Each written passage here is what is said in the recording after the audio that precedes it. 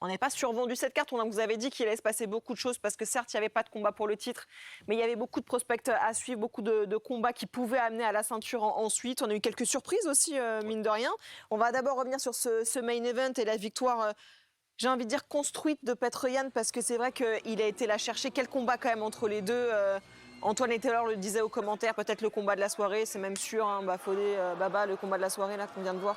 Ouais, de loin, c'était vraiment un superbe spectacle, même si ça a été assez one-sided, comme disent les Américains, hein. Ça a été beaucoup dans un sens. Yan a largement dominé ce combat, même si Figueiredo a quand même bien fini. Pour moi, il a gagné tous les rounds.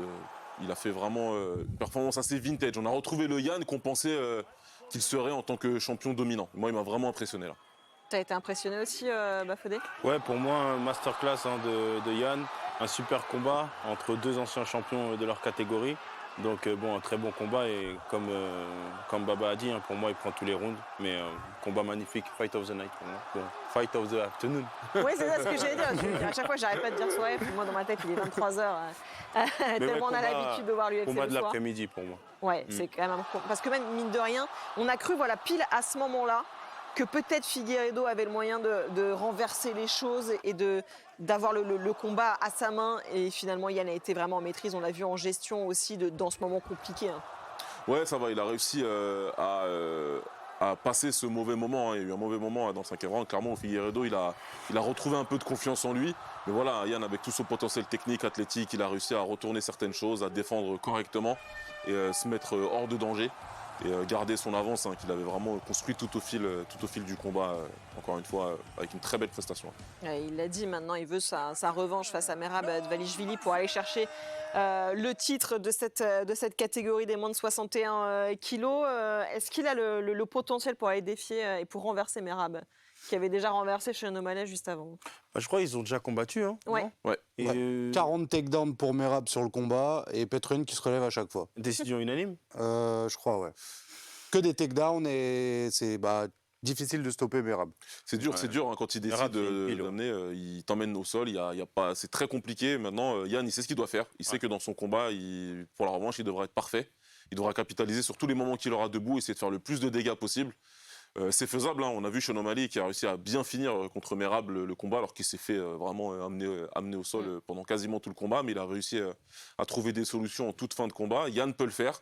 En tout cas, moi, je reste intrigué par ce match-up, même si le premier Merab l'a gagné. Ouais, on verra ce que ça donne si jamais l'UFC l'annonce. On le disait aussi, il y avait beaucoup de choses sur cette carte. On va revenir sur l'un de nos petits chouchous aussi à AMC Sport, c'est Volkan Ozdemir qui combattait aujourd'hui face à Carlos Hulberg. Dans ta catégorie, Bafodé, les moins de 93 kilos. Et puis, déception quand même pour le Suisse qui a été battu par Carlos Hulberg. Là aussi, ça a été un combat dur. Les deux hommes s'en sont mis plein la tête aussi, j'ai envie de dire. Alors, c'est forcément le Suisse qui est un peu plus marqué physiquement par cette défaite.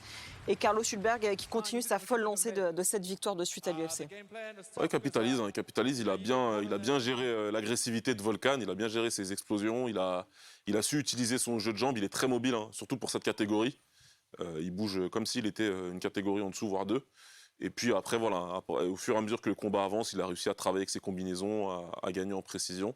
Donc il s'est bien placé, il n'est pas encore prêt pour le titre à mon sens. Je ne sais pas ce qu'en pense Bafodé, qui est directement concerné par cette catégorie de poids. Mais voilà, je pense qu'il a encore du travail à faire pour arriver tout en haut. Mais pour aller chercher Alex Pereira, c'est trop tôt, Bafodé.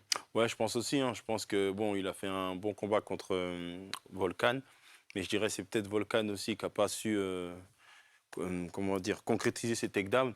Donc du coup, il a perdu la décision unanime. Et je pense que c'est un peu tôt pour Hulberg. Du coup, comme on a dit, je pense 1 ou 2 combats encore et après, on verra. Une des surprises aussi de cette UFC Macao, on l'attendait avec impatience, c'était Wang Kong, la chinoise surnommée The Joker. Elle était très attendue et elle s'est fait surprendre aussi dans ce combat par Gabriela Fernandez, la brésilienne, alors qu'elle était pour le moment devant à ce moment-là. Et puis il y a ce coup qui l'a fait tomber et puis derrière c'est terminé avec la brésilienne qui s'enroule autour d'elle et qui va finir par la soumettre.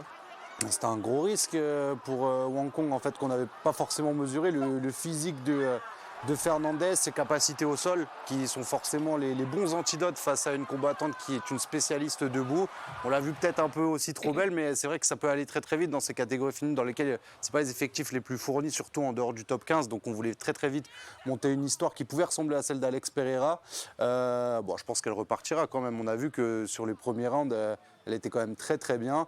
Je pense que Fernandez a été animé, on l'a eu avec son discours, par quelque chose de plus grand que tout ça en fait. Et je pense que ça s'est retranscrit dans le combat. Ouais, par des drames personnels, effectivement, donc qu'elle a confié au micro de Bisping. Et forcément, du coup, ça l'a aussi transcendé pour cette belle victoire. Et Wang Kong est un petit peu stoppé aussi dans son ascension à l'UFC. Peut-être, c'est à choisir aussi le chaos de la soirée à cette soumission. Puis il y a aussi évidemment Salikov qui a fait une grosse perf face à Song Kenan. Je vais te laisser aussi en parler, Baba, parce que je sais que tu nous avais beaucoup parlé de Salikov. Ouais. Et on n'a pas été déçus avec ce coup de pied monumental qui va mettre KO le Chinois. Voilà, lui aussi, dans un style vintage, Salikov, il est connu pour ses coups retournés, 40 ans exactement. Connu pour les coups de pied retournés, les coups de poing retournés. Il a des techniques spectaculaires en striking qui lui viennent de son background en Wushu Sanda, et on l'a vu. On l'a vu, coup de pied retourné magnifique à la tête. C'est un des KO de l'année, ça va être un des KO de l'année. Il y a des candidats, évidemment.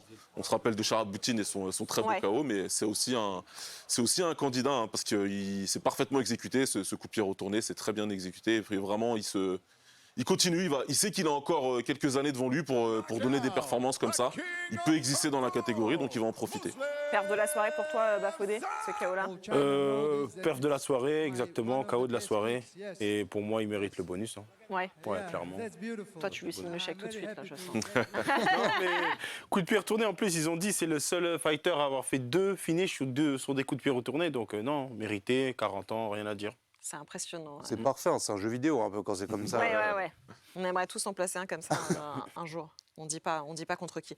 Les rendez-vous qui nous attendent aussi, Chassa, ce soir, parce que c'est loin d'être terminé sur RMC Sport. Ouais, ce soir, on aura encore du MMA gratuit. Ce ne sera pas à l'UFC, puisqu'on vient de vivre un UFC en direct ensemble qui était à Macao. Mais ce sera les premiers combats d'Hexagone MMA et du Cage Warriors. Alors malheureusement, ce Cage Warriors devait être une grosse opportunité pour un de nos Français de se rapprocher de l'UFC, Nico Leblond. Le combat a été annulé à cause de problèmes de voyage et de météo.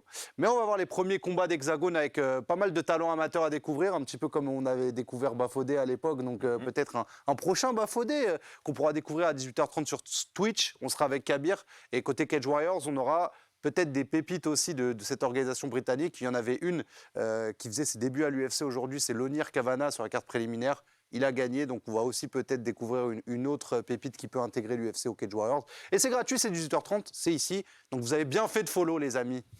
Et puis évidemment le rendez-vous de Bakary Samake aussi ce soir. Si vous voulez y aller, c'est au Forum des Halles, ça se passe, c'est gratos. Vous pouvez y aller tranquillement. Ce sera sinon à suivre sur RMC Sport 1 à partir de 20h30. Et je crois que les premiers combats, si je ne dis pas de bêtises, sont à partir de 18h30 sur Twitch. Non, ils sont sur RMC Sport 1 sur Twitch. RMC Sport 1 à 18h30, pardon. J'ai perdu tout le monde. Tu m'as emmené, je sais pas où tu m'emmènes, mais on va à Macao. Écoutez, c'est bien. pour savoir si tu suis, en fait. Non, 18h30 RMC Sport 1. Et en fait, à partir du moment où le MMA à 20h30 est OK, ça passera sur Live 3, je crois. C'est ça, 4. Live 3. Live 4. Merci l'oreille. Si vous n'avez rien compris, rassurez-vous. C'est très normal. Tout se passe bien. Est-ce que c'est le moment de faire des shout-outs dans tous les sens ou pas? Des quoi? Des shout-outs. Ouah, Flora, quand même, à ton âge. Attends, je regarde. Vas-y. Non, déjà, je voulais remercier tout le monde parce qu'on a passé la barre des 500 000 followers. Donc, merci, c'est ultra important. Et vraiment, merci pour votre application. Grâce à vous, on a réussi à aller à l'UFC. On va aller au KSW en direct de l'arène. On va faire un plateau là-bas. Et je ne sais pas ce qu'on va faire l'année prochaine, mais on va sans doute faire du très, très lourd. Et demain, vous avez le tirage au sort pour cette fameuse croisière de 3000 balles. Donc, celui qui la gagne, qu'il disparaisse du chat à jamais dès demain et qu'on ne le revoie plus qu'au soleil et très bronzé. Qu'est-ce que je voulais dire? Demain, vous avez du ping, 8h du matin. Vous avez finale des simples masculins et féminin. Concrètement, le numéro 1 mondial est en train de retrouver son niveau. Il va affronter le terrifiant japonais Harimoto en finale. Et du côté des filles, c'est la numéro 2 mondiale qui remet son titre en jeu, qui est plutôt très très forte en ce moment. Qu'est-ce que je voulais dire d'autre? Je ne sais plus. Ce sera avec l'ému, j'imagine. Ah oui, et je remercie aussi particulièrement Venom, qui nous a accompagnés et qui nous accompagne depuis plusieurs semaines et qui nous permet aussi de monter en gamme avec des beaux plateaux, de nous permettre de payer le salaire faramineux de Flora Moussi à la présentation. Je disais rien, je disais Ah, mais on rien. est très content d'avoir Flora sur Twitch, mais on est obligé d'avoir une flopée de sponsors pour pouvoir se la payer. Donc merci Venom, grâce à vous, on est monté en gamme sur le MMA gratuit et ça se ressent bien. Et shout out à Flora qui fait un énorme taf et on est très Je content vais aller de taper l'accueillir. shout-out dans Google. Là, Mais c'est ce qui met, tu vois, le SO là, c'est ça. Excusez-moi, toi non plus, c'est tu sais shout-out, pas ce que Bien c'est. sûr que si. Bien sûr que si. Tu sais Je fais des shout-outs tous les vendredis après-midi aux commentaires du One Championship avec Antoine Simon. Voilà. Waouh, cette phrase était préparée. Merci beaucoup, Bafodé, d'avoir été Merci avec de nous. C'était un l'invitation. plaisir. Vice-champion du monde, on le rappelle. Bientôt, début professionnel, les gars. On va tout niquer. Tu nous oublieras pas, hein, quand même. Non, je vous Tu oublierai n'oublieras pas. Je vous Tu avais oublierai fait ta pas. première Tu reviendras. compétition. Ouais, non, j'oublierai pas.